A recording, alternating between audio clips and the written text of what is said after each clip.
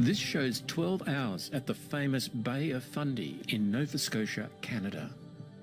It's the biggest tide change in the world. But what force could move such a massive body of water?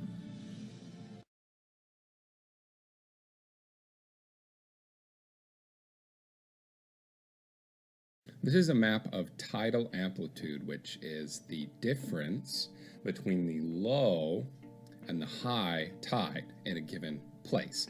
So what that means is that the low tide might be a meter below sea level, and the high tide might be a meter above sea level, and that would be a tidal amplitude of 2 meters, which is considered very high. And those high tidal amplitudes are here in red. So this is where the difference between the low tide and the high tide is the greatest. What you'll notice with this is that there are places where the tidal amplitude is very, very low. It's actually 0. And those are the places here in pink. In these places, there is no tide. Low tide is the same as high tide. What that translates to is 0 tidal amplitude. So every place in pink has 0 tide. Now, the places where there is no tide, these are called amphidromic points. I will call them tidal nodes because that's the more commoner term for them. And they're here. And these are the places, these points, that there is no tide. Literally no tide at all. And there's tons of them all over this map. There's these ones in the center of the oceans, which are quite easy to see. But if you look closely at this map of amphidromic points, tidal nodes, you'll see there's also a number of much smaller ones that operate in smaller regions. I'm going to circle these 3. Look, there's 3 tidal nodes.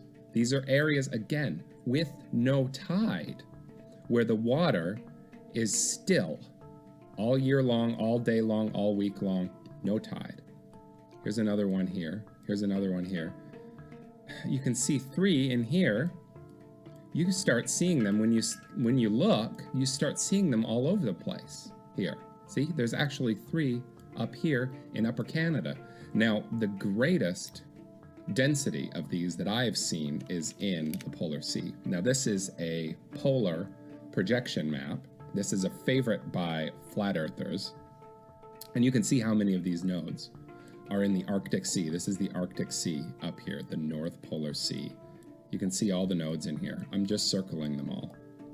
These are places with no tide. This is just a zoom in on that so you can see. It's almost fractal how this looks because you've got all these little nodes here and then you've also got all big nodes all in the sea. Oh, that's where the purples are. These big tidal nodes. These seem to be the center of what's going on with the tides. This is a better chart of the Polar Sea. So this is, again, a North Polar projection. I've placed a big X on the North Pole, and you can see even more in here. It seems almost like there's too many to count, like there's areas where they're just extremely dense, these tidal nodes. So I think there's even some on these islands. These don't have to be underwater, and I'll talk about that later as well. Look at this. It seems like there's 3 in a row in here. All these tiny little tidal nodes. It's almost fractal how this seems to work. There's 2 here. This is Hudson's Bay in Canada, and I'm going to talk about that later. But first, this is the Mediterranean. There's also tidal nodes in the Mediterranean. It's not as dense, maybe, as in the Polar Sea. This is another one that's on land, actually. And I think it looks like there's one here. You can see this is Cyprus, so that's sort of how the Mediterranean here is aligned. This is the North Sea near the United Kingdom, and you can see these 2 tidal nodes here, as well as a tidal node which they've clearly marked on Sweden, or Norway. That would be in Norway. I've also got this side by side with an actual animation. Now, what's nice about this animation, it shows tides. It doesn't just show tidal amplitude, it shows tides in real time. And you can see how high these tides are relatively. These are these huge 2 or 3 meter tides that are all rushing up through this English Channel here. and yet you do have a tidal node very close into here. So you've got these massive tides, but you actually have a tidal node around here. Now this model doesn't show the tidal nodes amazing because you can see some of the tide go in through here, but it's pretty good here where you can see the tide's up on this side, then it's up on this side. It's up on this side, and then it's up on this side. And the tidal node itself, the sea level never changes.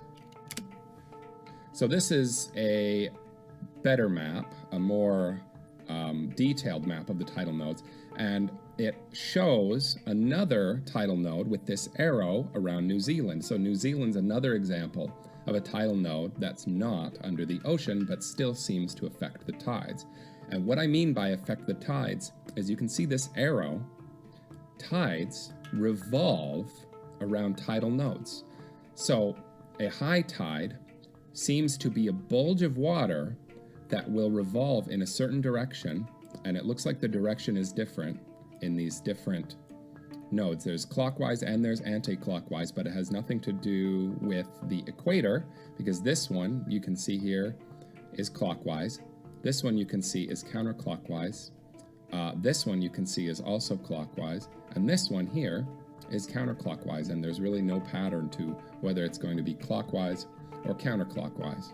This shows a live animation of the tides, and you can see exactly what I mean when I say that tides revolve around the nodes. So I told you about those two nodes up here in Hudson's Bay.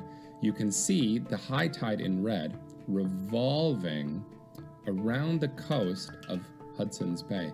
You can also see this in New Zealand, which I told you was an on-land tidal node. You can see this high tide in red spinning around New Zealand, and the low tide in blue, so negative tide, also spinning around New Zealand, and they almost look like magnetic fields in the way that this is pictured here around New Zealand. So this is Hudson's Bay again. This is a different tidal animation, and you can see how these tides seem to revolve around Hudson's Bay. And again, there are tidal nodes, two tidal nodes here in the center of Hudson's Bay that show no tidal movement whatsoever, while you have huge tidal movement around these shores.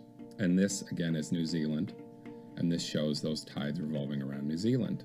This is a very helpful map. It is a globe model, but it's a helpful map. This shows you the relative, how relatively really very high these tides are in some of these areas. Now this only shows half the Earth. You can see a little bit over here in North America. But if you look at South America, the tides are just enormous at the very, very tip of South America. The same is true up here in Great Britain and in the English Channel. Huge amount of tides. If we go back to this earlier map, you can see that there are all those tidal nodes there at the base of South America, just like you may expect if these tidal nodes were what's creating these tides, because you've got a high density of these tides, so you're actually moving a great deal of water against this continent of South America, which is why you've got this black here. This is, I don't know how tall the tidal amplitude is right here, but it's very, very high. I think in some places the amplitude is as much as 4 meters. So this could be a full 4 meters here at the, down here. This is from the Wikipedia article on tidal nodes, and it's extremely sparse. There's very, very little information about what these are and what they do. There's a line about how the moon causes them, but it's frankly laughable that people can think, after looking at tidal nodes and how tides react around tidal nodes, that the moon is doing this. You've got this joke of an animation here on the bottom right that does not correspond whatsoever with the models I've shown you, as well as this one on the top where you have a bulge both on the moon side and on the non-moon side, and nothing on the top or bottom, even though we know that there's a great deal of tide in the southern part and in the northern part of what would be this map here. There's also a list of tidal nodes on Wikipedia. The set of clockwise, points include these, but they've only given us 16 nodes here, but from what I saw from the map, there's 100 of these things. It could be 100. I haven't even counted them. There's so many of these tidal nodes all over the Earth, but in some places they are in far greater density than in other places. What got me into looking at this was taking a trip to Hawaii. I'm from Vancouver. This is a picture on the right of a Vancouver tide. And I went to Hawaii expecting tides to behave similarly as they would in Vancouver. I think most people just assume tides are the same everywhere. But the difference between low tide places and high tide places is it could be a matter of 12 feet, which is, a tall man twice. It's actually an enormous amount of water we're talking about. So it wasn't going on in Hawaii. Hawaii has lots of waves, which I don't think are related to tides. They seem to be wind related in a lot of cases. But the tides, I didn't notice at all. You always notice tides in Vancouver, but I never noticed it once in Hawaii. So I looked into it. I have a few speculations about what tidal nodes are. They could be a sea life living deep under the water that's affecting the water, the movement of the water somehow. I've put in the background my favorite sea life, which is the kraken. It's also it's a fantasy sea life because it's so giant. Nothing that giant exists that we know of. Or plate boundaries. It could just be where tectonic plates collide and where they're moving against each other. The same thing that causes volcanoes, seems to cause volcanoes and earthquakes, could also be causing the tides. And the third speculation is not my speculation, but it's the speculation that everybody accepts, and that's that the moon is causing the tides. And for this to be the consensus, the scientific consensus, is extremely embarrassing. It is extremely embarrassing to me that this is the best that science can give us. And this is a model of what the tides would look like if it was the moon. And this is on YouTube as, in fact, what the tides do. But this is nothing like what I've shown you in this presentation. This is pure fantasy.